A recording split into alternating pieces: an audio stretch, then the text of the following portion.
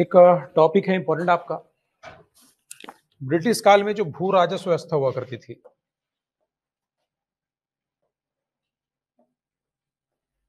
तो अपनी वास ये इंपॉर्टेंट चैप्टर है आपका। क्वेश्चन बनते हैं यहाँ से कि कब कब लाया गया, कौन जनक है इसके, प्रकार की व्यवस्था हुआ करती थी, किस प्रकार की व्यवस्था में भूस्वामी कौन हुआ करता था, इस टाइप के क्वेश्चन बनते हैं यहाँ से। तो ब्रिटिश कालीन राजस्व व्यवस्था बोल सकते हो, कर व्यवस्था बोल सकते हो, या भू राजस्व व्यवस्था।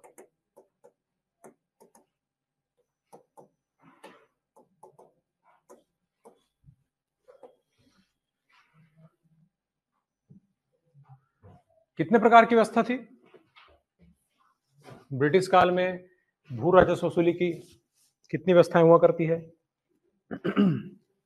सुने होंगे आप लोग स्थायी बंदोबस्त।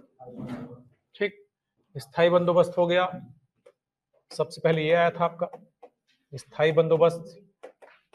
कौन लाया था इसको? कॉर्नवालिस। ठीक, कॉर्नवालिस 1793 में लाया था। ठीक, एक होता है आपका रैयतवाड़ी। रैयतवाड़ी रैयतवाड़ी व्यवस्था इसको बोलते हैं। ठीक, स्थायी बंदोबस्त, इसको जमींदारी व्यवस्था भी बोलते हैं। हाँ, जमींदारी, इस्तमदारी, ये सब इसके नाम है। रैयत मतलब होता है किसान या प्रजा, जनता, किसानों से वसूलते थे सीधा सीधा, इसमें रैयतवाड़ी व्यवस्था। और तीसरा है महालवाड़ी। महल मतलब होता है गांव, तो इसमें ग्राम के, पंचायत के, ग्राम के मुखियाओं के, उनके जिम्मेदारी थी कर वसूलने की। तो तीन प्रकार की भू राजस्व व्यवस्था चलती थी ब्रिटिश काल में। तो क्वेश्चन तो बहुत बेसिक बनता है, कब लाया गया, जनक कौन है, किस किस क्षेत्र में लागू किया गया था, ब्रिटिश क्षेत्र के, ब्रिटिश भारत के कितने क्षेत्रों में इसको लागू किया गया था, ये सब क्वेश्चन ज्यादातर बनते हैं यहाँ से। इसका में विशेषता क्या है वो सब पूछता है।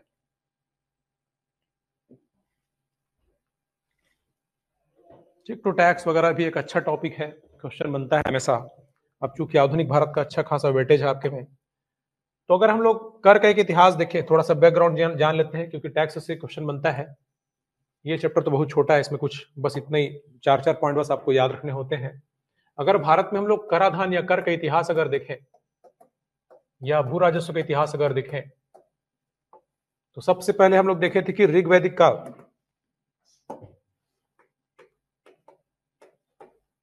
ऋग्वैदिक काल, जब कबीले को हम लोग क्या बोलते थे? जन बोलते थे। ठीक, कितना हुआ करता था टैक्स यहाँ पे ऋग्वैदिक काल में? कर व्यवस्था कैसी थी? सब पढ़े हुए हैं आपका? हम लोग पढ़े थे कि ऋग्वैदिक काल में किसी भी प्रकार की कर व्यवस्था नहीं थी, जनता स्वेच्छा से देती थी। ठीक, ऋग्वैदिक काल में स्वैच्छिक हुआ करते थे कर, जो था आपका स्वैच्छिक। जनता स्वेच्छा से राजा को कर देती थी, और कर को क्या बोलते थे? बलि या भाग। ठीक, बलि या भाग बोलते थे इसको। बलि मतलब बलिदान या भाग। तो ऋग्वैदिक काल में, प्रारंभिक वैदिक काल में किसी भी प्रकार की कोई कर व्यवस्था नहीं थी। जनता अपनी स्वेच्छा को उपज का, अपने उत्पादन का एक भाग देती थी, जिसको बोलते थे बलि या भाग। ठीक, तो बलि कई बार एग्जाम में आया कि बलि मतलब क्या है, तो आपके टैक्स को बोलते हैं। वैदिक काल में या वेदों में कर को, राजस्व को बोला गया है बलि या भाग। ठीक, फिर जन से हम बन गए जनपद, लोहा के आने के बाद। लोहा या उत्तर वैदिक काल में, उत्तर वैदिक काल, जन का विस्तार हुआ, जनपद बन गए।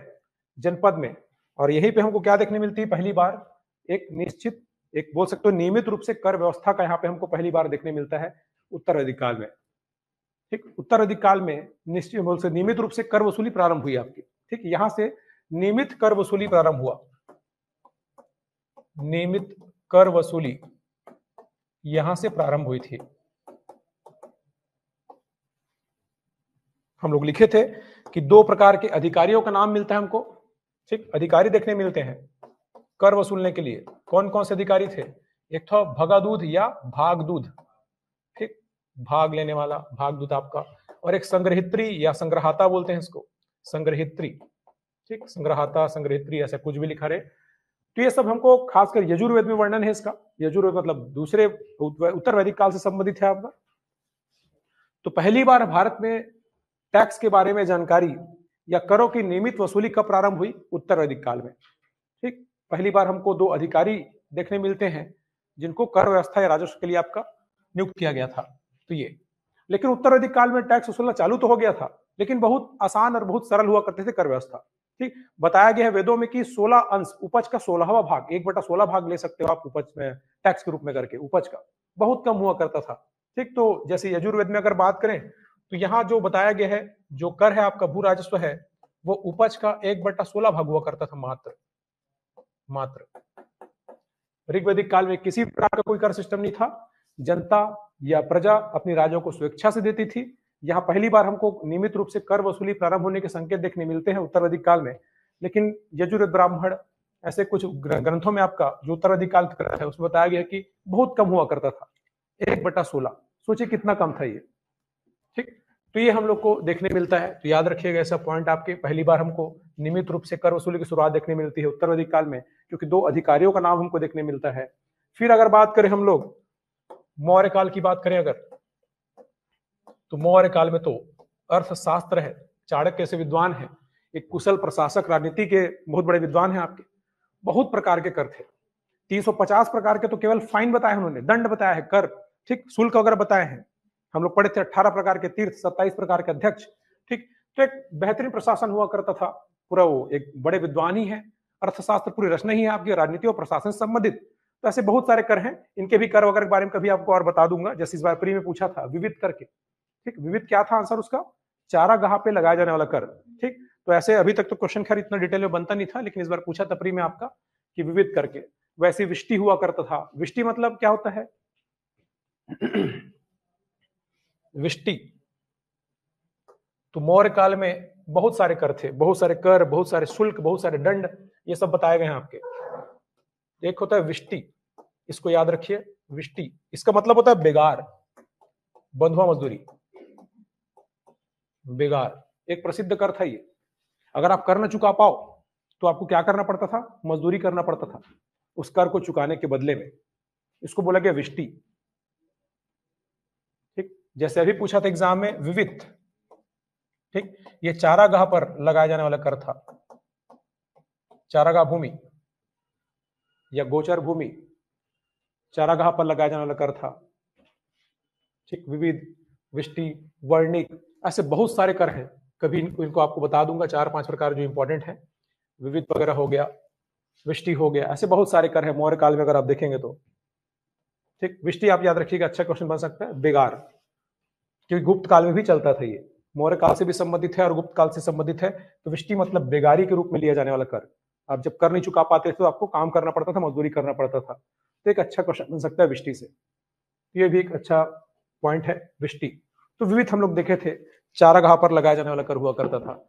और इसके अलावा हम लोग जो मेन अधिकारी देखे थे मौर्य काल में, एक देखे थे हम लोग क्या क्या था? सन्निधाता और समाहर्ता। ये एग्जाम में कई बार आ चुका है आपके, समाहर्ता। तो ये दो सबसे बड़े अधिकारी जिनको तीर्थ बोला जाता है। हम लोग पढ़े थे कि 18 प्रकार के तीर्थों का उल्लेख है। 18 बड़े अधिकारी या मंत्री बोल सकते हो मौर्य प्रशासन में हुआ करते थे, जिसमें दो प्रमुख है जो राजस्व से संबंधित है, सन्निधाता और समाहर्ता। सन्निधाता क्या था? कोषाध्यक्ष, आपको बताया था, खजाना कोष का प्रमुख हुआ करता था, और समाहर्ता राजस्व का, राजस्व विभाग का प्रमुख हुआ करता था। तो दोनों मिलके मौर्य प्रशासन के अंतर्गत राजस्व व्यवस्था का संचालन करते थे। और बहुत सारे मौर्य प्रशासन अर्थव्यवस्था आपका बहुत बड़ा है, अर्थशास्त्र में बहुत कुछ हमको पता चलता है। ठीक, विविध जैसे पूछा था, विष्टि भी आप याद रख सकते हो, अच्छा क्वेश्चन बन सकता है। लेकिन यहाँ टैक्स कितना हुआ करता था आपका? जो कर हुआ करता था 1/6। ठीक, तो अर्थशास्त्र में मतलब चाणक्य के द्वारा, कौटिल्य के द्वारा, मेगस्थनीज के द्वारा तो 1/4 बोला गया है। हालांकि चाणक्य को ही मानते हैं, अर्थशास्त्र को मानते हैं, क्योंकि बाकी स्रोतों से भी उसकी पुष्टि होती है। कौन सा ऐसा अभिलेख है अशोक का जो टैक्स की जानकारी देता है? ठीक, बहुत इंपॉर्टेंट क्वेश्चन। तो आपको मेंस के लिए प्राचीन भारत और आधुनिक भारत दोनों को अच्छा पढ़ना पड़ेगा। आधुनिक भारत तो बहुत डिटेल में गए हैं। कौन सा?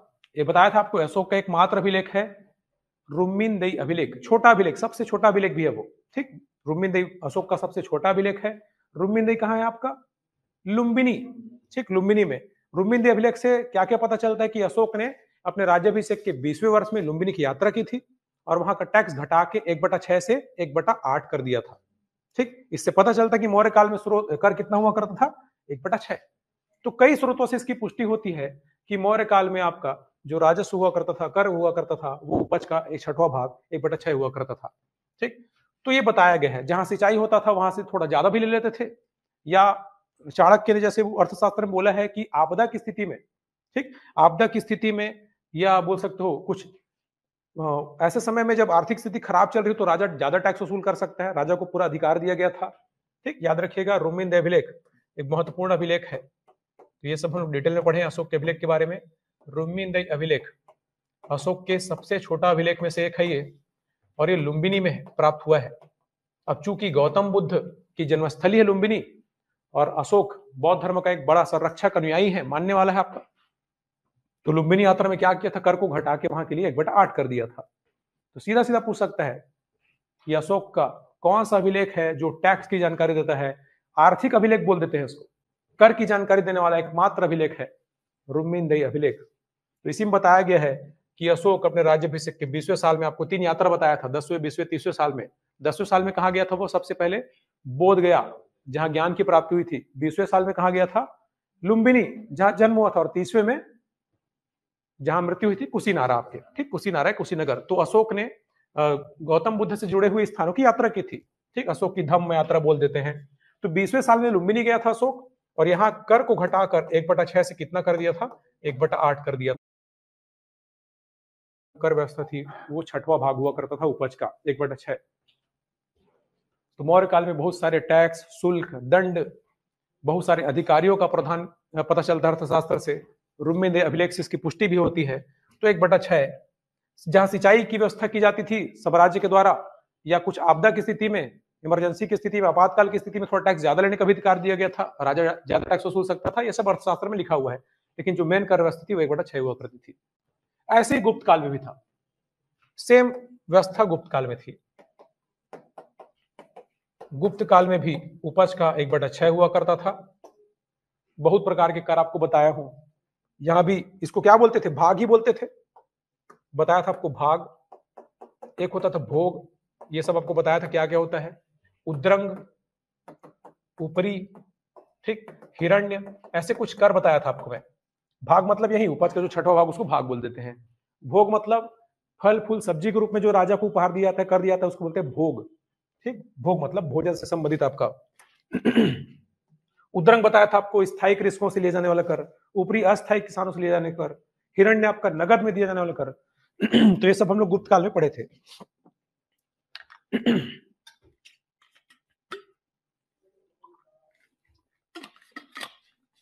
तो यहां तक तो सिस्टम ठीक था। अब भारत में आते हैं आक्रमणकारी आपके। ठीक, मध्यकाल में इस्लामिक आक्रमण होगा, अब वहां से थोड़ा टैक्स बिगड़ता है। अब नए नए प्रकार के जैसे जजिया कर देखने मिलते हैं हमको मध्यकाल में। तो मध्यकाल के बारे में आपको शॉर्ट में बस इतना ही जानना है। तो यहाँ पे अब थोड़ा शोषण चालू हो जाता है भारत में। ठीक, जैसे ये आपके थोड़े नीतिगत शासन करते थे, वो एक बोल सकते हो कि धार्मिक शासन करते थे। राजा महाराजा लोग धर्म से आपके नियंत्रित होते थे, तो अत्याचार नहीं करते थे जनता के ऊपर। यहां तक कि अर्थशास्त्र में लिखा भी गया है, या गुप्त काल में जब अकाल पड़ता था, सूखा होता था, तो कर भी माफ कर दिया जाता था। कर भी नहीं लेते थे राजा आपके, उनकी ही जनता थी, उनसे ही तो टिका हुआ है। ठीक, तो अच्छा खासा यहाँ पे कर व्यवस्था, ऐसा कोई अत्याचारी शासन नहीं करते थे कर के मामले में। लेकिन मध्यकाल जैसे ही आता है, एक प्रकार के धार्मिक शासन लागू होता है, क्योंकि यहाँ पे पहली बार हमको जजिया कर देखने मिला। ठीक, जजिया कर मतलब गैर मुस्लिमों से वसूला जाने वाला एक कर है, धार्मिक कर है, धर्म के आधार पर लिया जाता है, जो इस्लाम को नहीं मानते। ठीक, पहली बार कब लगाया गया था?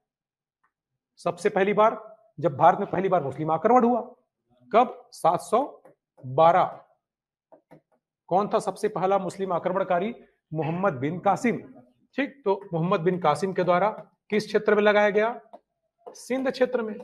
भारत में आने का और कोई रास्ता तो था नहीं उस समय, तो सिंध से ही राजा दाहिर को पराजित करके सिंध क्षेत्र में पहली बार किसी मुस्लिम राज्य की स्थापना हुई।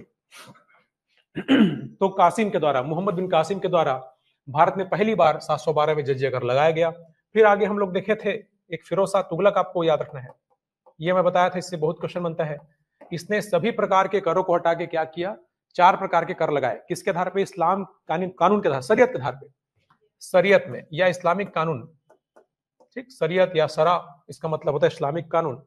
मैं आपको बताया था कि कुरान जो सबसे पवित्र ग्रंथ है उनका, मुस्लिमों का, और हदीस मतलब पैगंबर मोहम्मद के कथन, जो पैगंबर मोहम्मद की जो शिक्षाएं हैं उनको मिला के क्या बनता है आपको, उनका कानून बनता है, शरीयत बनता है। तो शरीयत में 4 प्रकार के कर बताए गए हैं आपके।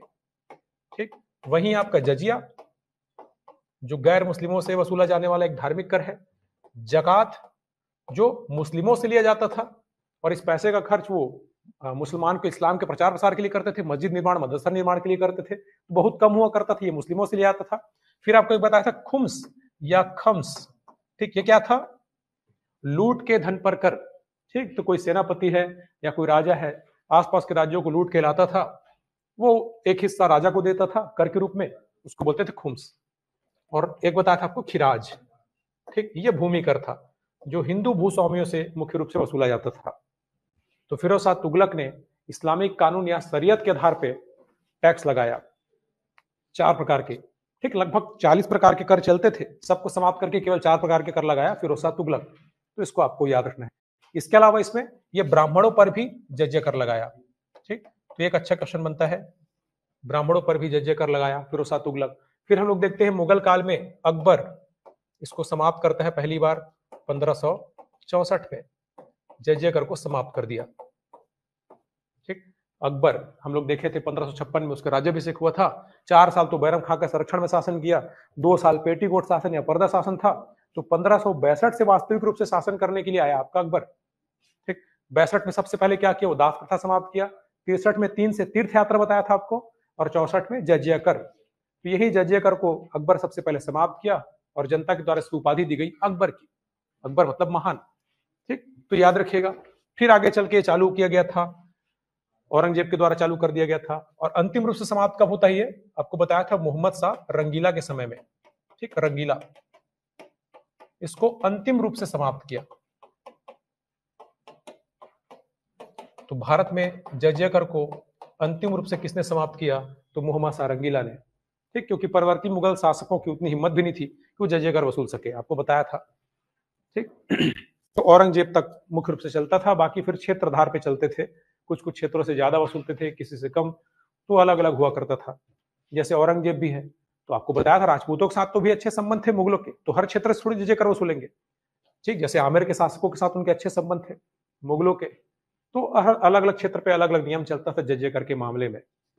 जैसे ही आपके जसवंत सिंह जो राजा हुआ करते थे राजपूत, एक उनकी मृत्यु हुई तो औरंगजेब बहुत खुश हो गया था।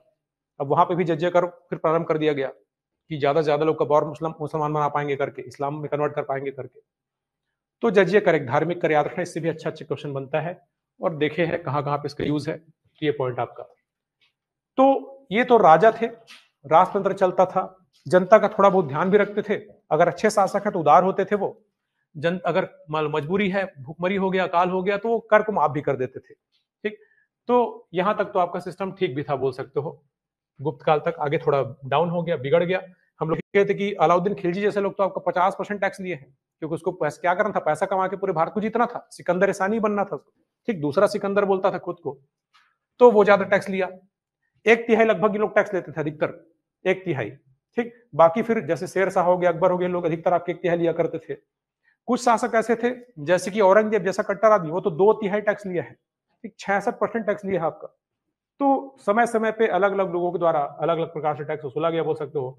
लेकिन ब्रिटिश काल में जैसे अंग्रेज आया आपका, प्लासी युद्ध के बाद जैसे ही बंगाल पे उनका अधिकार हुआ, ठीक, बंगाल पे अधिकार की बात नहीं करेंगे, बंगाल में टैक्स वसूलने का अधिकार प्राप्त हुआ उनको, तो वहां से इनकी शुरुआत होती है आपकी ब्रिटिश कालीन राजस्व व्यवस्था की। ठीक, तो याद रखिएगा। तो इसका भी बैकग्राउंड अगर देख ले हम लोग,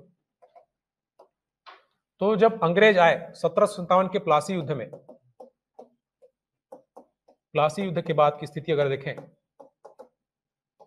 कौन था गवर्नर बंगाल का?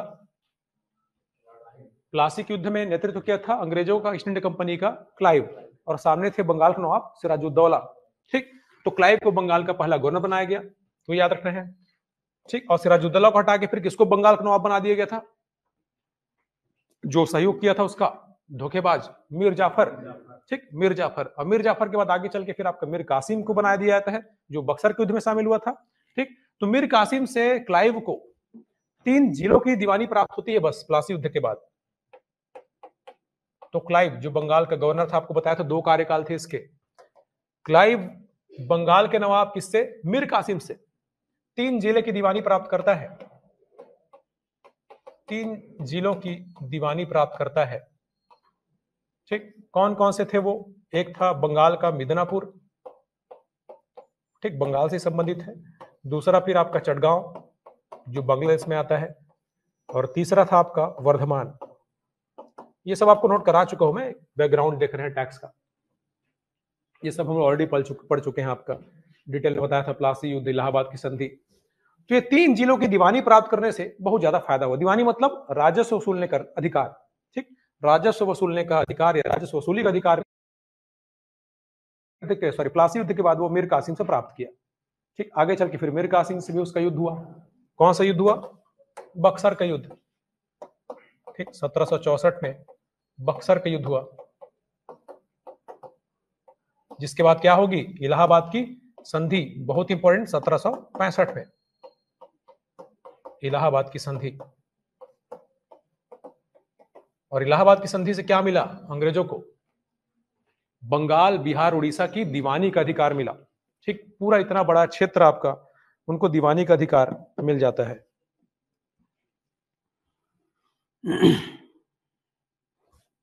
ठीक, तो जो सबसे एक अच्छा क्वेश्चन बनता है, इजारा क्या है करके, इजारादारी व्यवस्था या इजारा प्रथा क्या है करके एक अच्छा क्वेश्चन बनता है, इसको भी नोट करिएगा। तो जब क्लाइव सबसे पहले 3 जिलों की दीवानी प्राप्त किया, यहां पे उसने राजस्व वसूलने के लिए एक व्यवस्था अपनाई, जिसको बोलते हैं इजारा व्यवस्था या इजारेदारी व्यवस्था। ठीक, इजारेदारी प्रथा बोलते हैं या इजारा व्यवस्था बोलते हैं। अरबी भाषा एक शब्द है इजरा, इजरा या इजारा एक अरबी शब्द है। तो बहुत अच्छा क्वेश्चन बन सकता है ये, इसका मतलब क्या है करके, क्या होता है इजारा व्यवस्था। तो क्लाइव जैसे 3 जिलों की दीवानी प्राप्त किया, मिदनापुर, चटगांव, वर्धमान की, तो इजारा प्रथा से वहां पर राजस्व वसूला आपका। क्या था इजारा प्रथा? आप याद रखना इसको, इजारा व्यवस्था किसका है? तो ये मुगल बादशाह था जहांदर शाह, औरंगजेब के बाद जो परवर्ती मुगल काल में आपको नाम बताया था बहुत सारे, तो ये सबसे पहले परवर्ती मुगल काल में जहांदर शाह इसको लाया था बंगाल में। जहांदर शाह ने बंगाल में इसको लागू किया था, लागू की थी। ये कब की बात है? परवर्ती मुगल काल, जब मुगलों का शासन था तब की बात है। तो क्वेश्चन बन सकता है कि इजारा प्रथा या इजारेदारी प्रथा सबसे पहले किसने लाई थी? तो जहांदर शाह ने बंगाल में लाया था। अब इसी को कंटिन्यू कर देता है क्लाइव, जब उसका शासन आता है 1762 में। ये 3 जब जिले उनको मिलते हैं, 1762 में 3 जिले प्राप्त किया था मीर कासिम से, बक्सर युद्ध के पहले। ठीक, मिदनापुर, चटगांव, वर्धमान। तो इजारा व्यवस्था लागू किया। अब बढ़िया क्वेश्चन बनता है कि इजारा व्यवस्था क्या है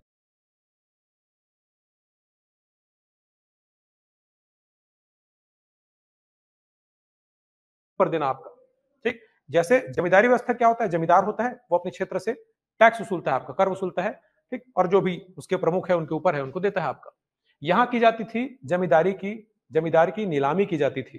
ठीक, तो बहुत इंपॉर्टेंट क्वेश्चन बनता है आपका, इजारेदार व्यवस्था क्या है? तो इजारे व्यवस्था में आपकी जमींदारी की नीलामी की जाती थी, जमींदारी की नीलामी की जाती थी, या जमींदारी की बोली लगाई जाती थी, बोल सकते हो। अब ठीक, और जो ऊंची बोली लगाता था सबसे, नीलामी का मतलब वही होता है, ऊंची बोली लगाने वालों को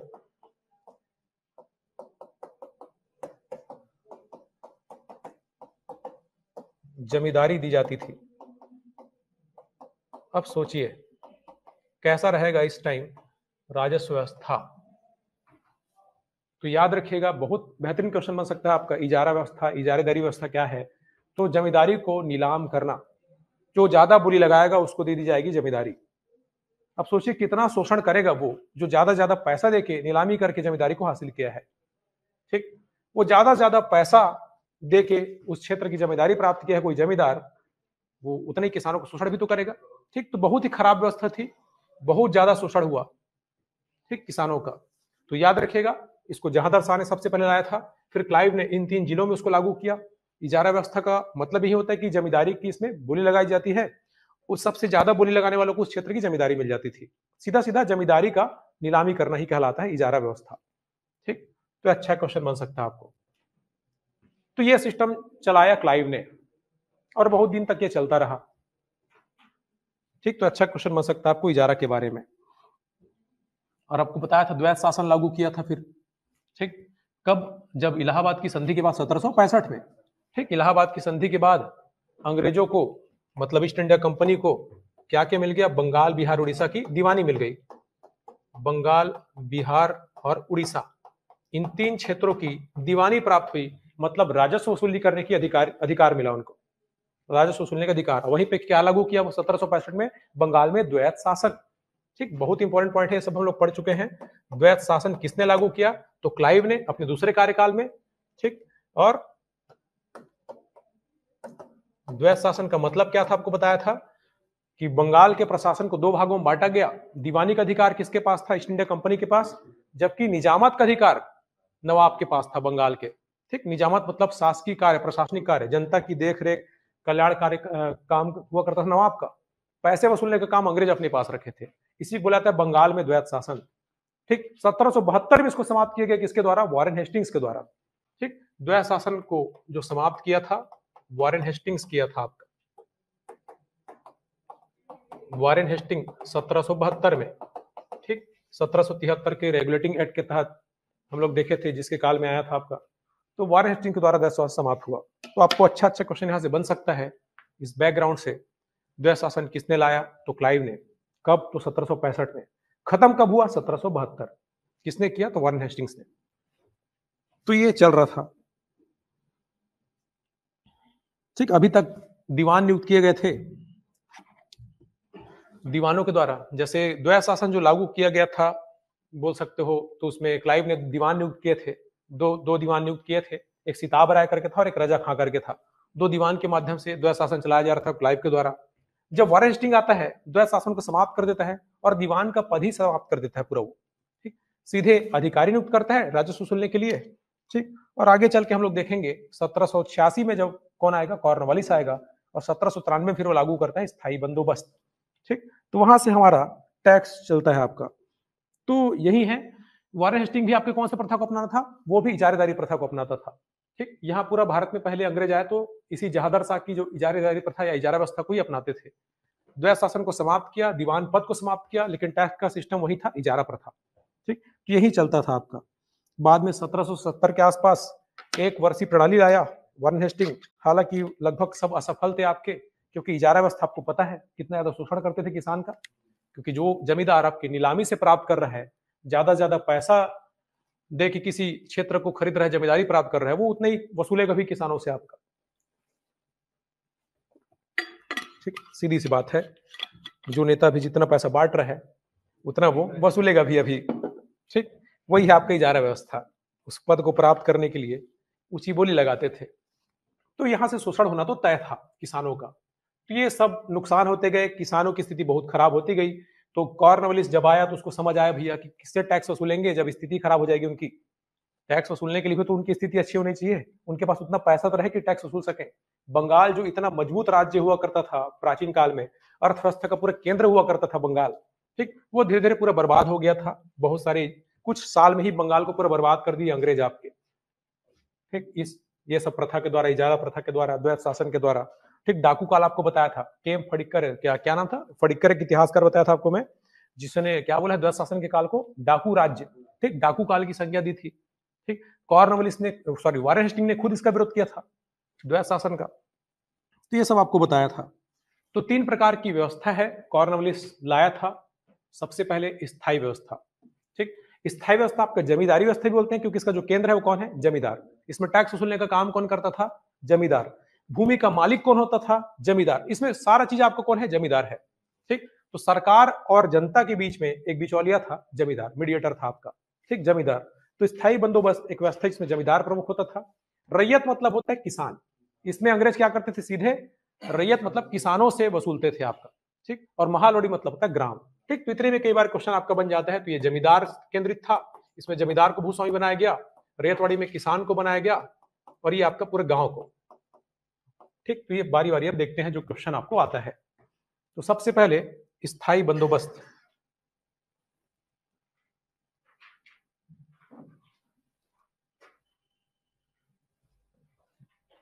स्थायी बंदोबस्त, तो यहां से आपको क्षेत्र में लाया गया, कितने प्रतिशत क्षेत्र पर लागू था ब्रिटिश भारत के, ये ऐसे क्वेश्चन बनते हैं। स्थायी बंदोबस्त, स्थायी बंदोबस्त। तो पहले तो फैक्ट लिख लो, फिर इसके पीछे के कुछ बताऊंगा जो जो काम के हैं। तो इसको लागू कौन किया था? कॉर्नवालिस 1793 में। तो 1793 आपको याद रखना है, इसको लाने वाला था लॉर्ड कॉर्नवालिस, स्थायी बंदोबस्त को लागू करने वाला। लेकिन इसका सुझाव या विचार या इसका जनक कौन है बोलेगा तो जॉन सोर। ठीक, याद रखना है आपको, इसका जो जनक है या किसके सुझाव पर लाया गया था बोलेगा तो वो था जॉन सोर। तो जॉन सोर ने इस व्यवस्था के बारे में सबसे पहले बोल सकते हो सुझाव दिया था जॉन सोर ने। 1789 के आसपास ये विचार लाया गया था जॉन सोर के द्वारा, और 1790 में कॉर्नवालिस ने इसको 10 साल के लागू किया। पहले तो 1790 में 10 साल के लागू किया, लेकिन इसकी सफलता को देखते हुए 93 में 3 साल बाद क्या कर दिया, इसको स्थायी कर दिया। इसीलिए इसको बोलते हैं स्थायी बंदोबस्त। ठीक, तो याद रख सकते हो, खैर आपको बस इतने याद है 1793 कॉर्नवालिस जॉन सोर। इसके अलावा आप इसमें नोट कर सकते हो कि 1790 में कॉर्नवालिस के द्वारा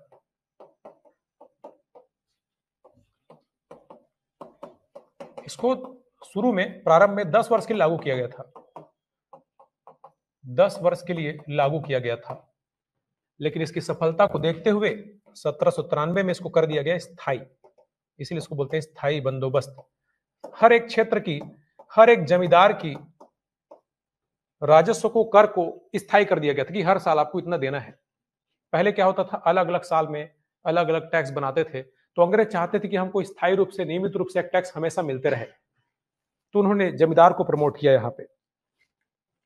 तो 1793 में स्थायी बंदोबस्त लागू किया गया। तो कौन लाया, कब लाया, किसके सुझाव पर आया था, बहुत इंपॉर्टेंट है। इसके अलावा पूछता है फिर किस किस क्षेत्र पे लागू था, इसका विस्तार लिख सकते हो, यह क्षेत्र। तो सबसे पहले हम लोग बंगाल की बात कर रहे हैं, तो ये कहां चलता था आपका, बंगाल में, बंगाल में चलता था। इसके अलावा आपके उत्तरी कर्नाटक में चलता था। ठीक, बंगाल हो गया, उत्तरी कर्नाटक हो गया, इसको याद रखिए, बंगाल हो गया, उत्तरी कर्नाटक में, क्योंकि मद्रास भी तो था ना, मद्रास, बंबई और कलकत्ता। बंगाल मतलब 3 प्रांत हुआ करते थे उस समय, ब्रिटिश प्रांत आपके धीरे धीरे करके जो लोग हासिल कर लिया था आपका। तो बंगाल, उत्तरी कर्नाटक, और याद रखिएगा बनारस, बनारस और गाजीपुर वगैरह भी है, उत्तर प्रदेश का कुछ भाग था। आप ये याद रखिए इतना, गाजीपुर और वाराणसी मतलब जो बनारस है उस क्षेत्र में। बंगाल में पूरा, बंगाल में बहुत कुछ है, बंगाल, बिहार, उड़ीसा सब है आपका। ठीक, उत्तरी कर्नाटक का क्षेत्र बहुत इंपॉर्टेंट है, ये सब क्वेश्चन बनेगा, ये आपका। ठीक, इसके अलावा अगर परसेंट की बात करें कि भारत के कितने प्रतिशत क्षेत्र में स्थायी बंदोबस्त लागू था, तो ये ब्रिटिश क्षेत्र की बात कर रहे हैं ना, अंग्रेजों का जितने क्षेत्र में कब्जा है उसके 19% क्षेत्र में स्थायी बंदोबस्त लागू था। तो स्थायी बंदोबस्त ब्रिटिश भारत के या ब्रिटिश नियंत्रण क्षेत्र के, जो अंग्रेजों के कब्जे में जो क्षेत्र हुआ करते थे, ब्रिटिश क्षेत्र के 19% क्षेत्र पर लागू था। तो एक पॉइंट ये आपको याद रखना है कि भारत के जो अंग्रेजों के कब्जे वाले भारत है उसके 19% क्षेत्र में लागू था स्थायी बंदोबस्त। बंगाल, उत्तरी कर्नाटक, बनारस, उत्तर प्रदेश का कुछ क्षेत्र बोल सकते हो, बनारस, गाजीपुर, ये सब आते थे उसमें, तो ये इसमें शामिल था। तो ये पॉइंट आपके आते हैं। अब फिर था क्या स्थायी बंदोबस्त, तो इसमें जो सबसे प्रमुख था, जो सबसे मीडिएटर था, जिसको अधिकार दिया गया था, वो था आपका जमींदार। ठीक, तो इस व्यवस्था का जो केंद्र है वो है आपका जमींदार। सब कुछ करता धरता जमींदार है, सब कुछ जमींदार के ऊपर छोड़ दिया गया था कि वो कितना चाहे उतना टैक्स ले अपने जमींदारी क्षेत्र से, अपने क्षेत्र के किसानों से। हमको मतलब है किससे, इस साल इस क्षेत्र से इतना पैसा मिलना चाहिए, मतलब मिलना चाहिए। स्थायी बंदोबस्त, स्थायी कर दिया गया था सारी व्यवस्थाओं को। तो इसका जो केंद्र जमींदार था, इस व्यवस्था में जमींदार को ही बना दिया गया था भूस्वामी। जमींदारी क्या होता था, भूमि स्वामी होता था। ठीक, ये सब घुमा फिरा के आपको पूछ सकता है। वो चाहे तो अपनी जमींदारी को दूसरे को बेच सकता था, ठीक, या अगर जमींदार को जितना तय किया गया है कितना लगान आपके क्षेत्र से वसूल के देना है आपको, उतना अगर नहीं चुका पाए तो उसकी जमींदारी को अंग्रेज दूसरे, हाँ, उसको छीन के दूसरे को जमींदारी दे देते थे आपका। तो यहाँ पे जमींदार को भूस्वामी बनाया गया था। याद रखिएगा, सब अच्छे अच्छे पॉइंट हैं। तो जमींदार यहाँ भूस्वामी हुआ करता था। तो राजस्व की दर स्थायी कर दी गई थी, इसलिए इसको बोलते हैं स्थायी बंदोबस्त। जमीन का या जो भूमि का स्वामित्व है वो जमींदार को दे दिया गया था, इसको आपको याद रखना है। ये इसकी प्रमुख व्यवस्था थी। और इस व्यवस्था के तहत आपका कि व्यवस्था क्या थी, स्थायी बंदोबस्त के तहत टैक्स वसूलने का जो दर हुआ करता था, सॉरी, टैक्स वसूलने का जो सिस्टम हुआ करता था, वो था कि आपके कुल राजस्व को कितने भागों में बांटेंगे, 11 भाग में। 11 में से 10 भाग कौन रखेगा, अंग्रेज, ईस्ट इंडिया कंपनी रखेगी आपकी, और एक भाग किसको मिलेगा, जमींदार को, ठीक, जमींदार को मिलेगा। ठीक, तो लिख लो, इस व्यवस्था में राजस्व को, इस व्यवस्था में राजस्व को 11 भागों में बांटा जाता था। 11 भागों में बांटा जाता था, ठीक, जिसका 10 हिस्सा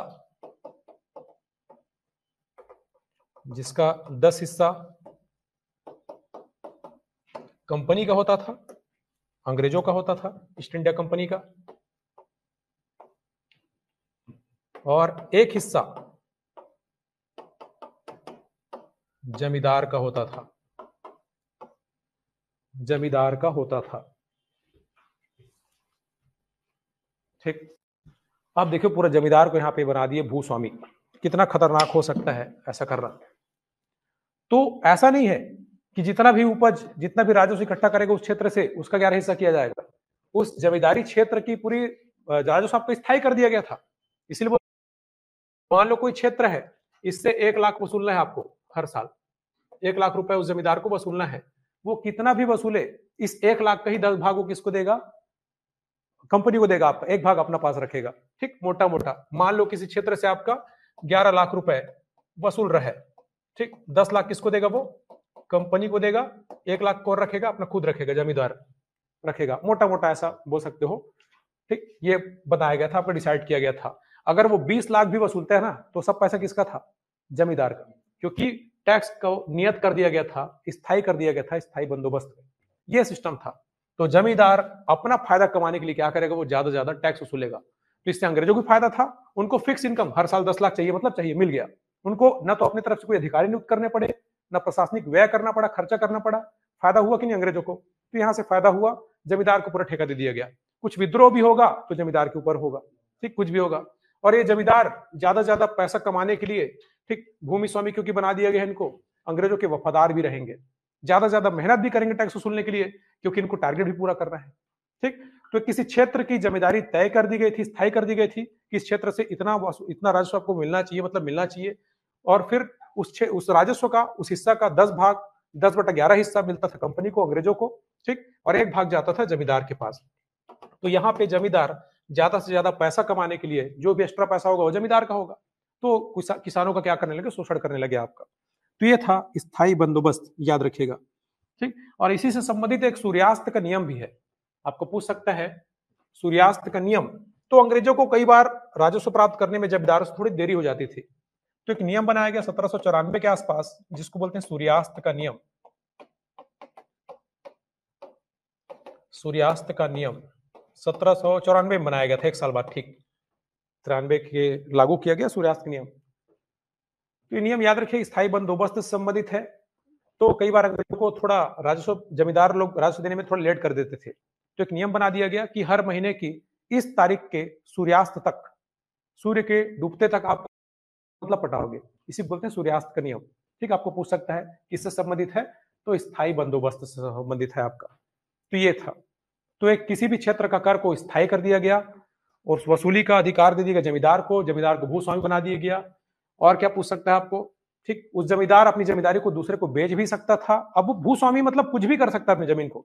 जमींदार के अंदर जमींदार बनने लगे, वो क्या करने लगा, अपने क्षेत्र को और 4-5 नए जमींदार को दे दिया। वो अपना बैठे बैठे खाते रहता था, बोलता था तू इतना वसूल के दे, और क्या करूंगा, जो उसको कमीशन देता था।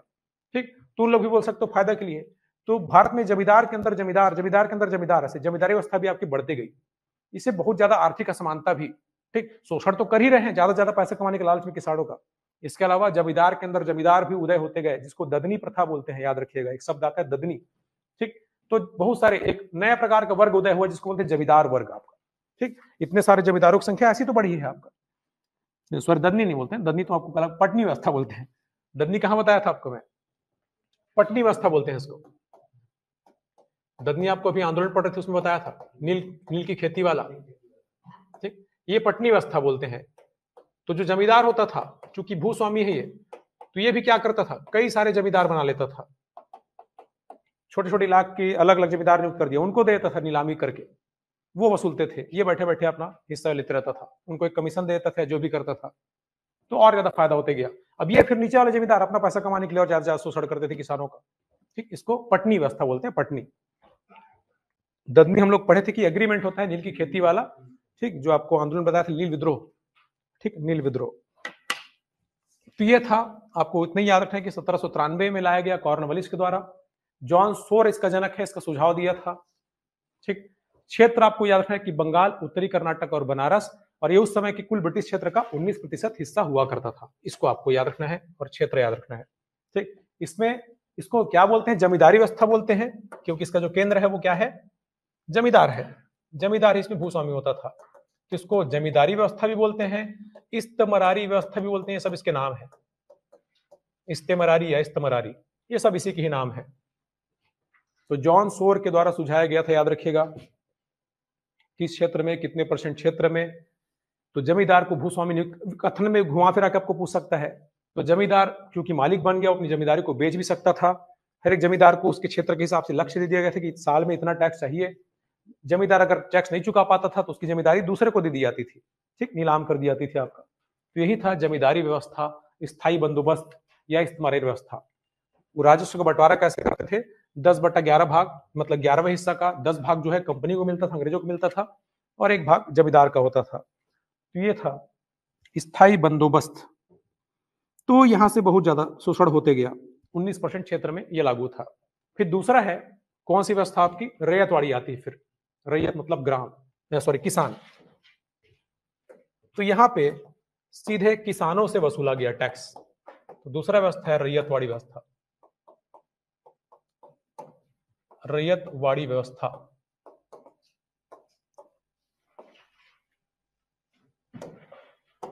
ठीक, तो सबसे पहले तो ये लिख लो कि जो रैयत होता है इसका मतलब होता है किसान, या जनता भी बोल देते हैं, प्रजा। तो नाम से ही पता चलता है कि इसमें बीच में कोई जमींदार नामक कोई बिचौलिया नहीं है, सीधा किसानों से टैक्स वसूला जाता था। ठीक, इस व्यवस्था में आपके सीधे किसानों से कर वसूला जाता था।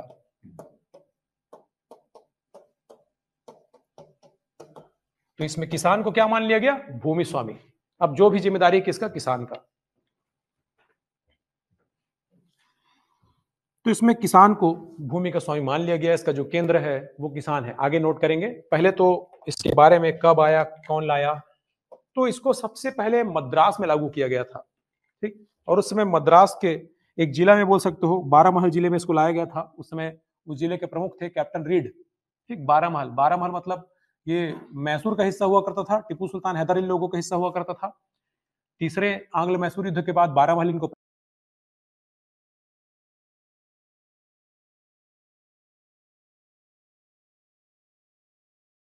1792 में बारामहल जिले में, मद्रास का एक क्षेत्र है बारामहल में, कैप्टन रीड के द्वारा लागू की गई। ये वहां का कलेक्टर था बोल सकते हो, कैप्टन रीड के द्वारा लागू की गई।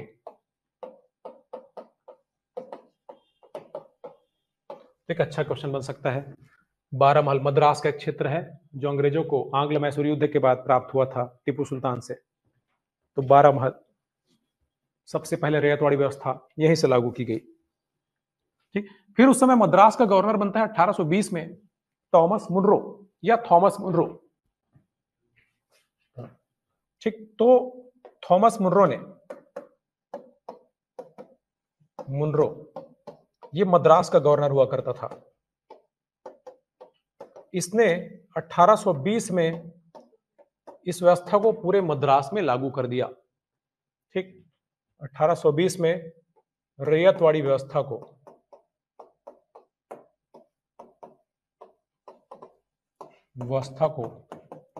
पूरे मद्रास में लागू कर दिया। तो क्वेश्चन बनता है अगर कि रैयतवाड़ी व्यवस्था का जनक कौन है, तो दोनों का नाम आता है, रीड और मुनरो, या मुनरो एवं रीड, इसको आपको याद रखना है। तो रैयतवाड़ी व्यवस्था के जो जनक हैं वो रीड एवं मुनरो, कैप्टन रीड और थॉमस मुनरो।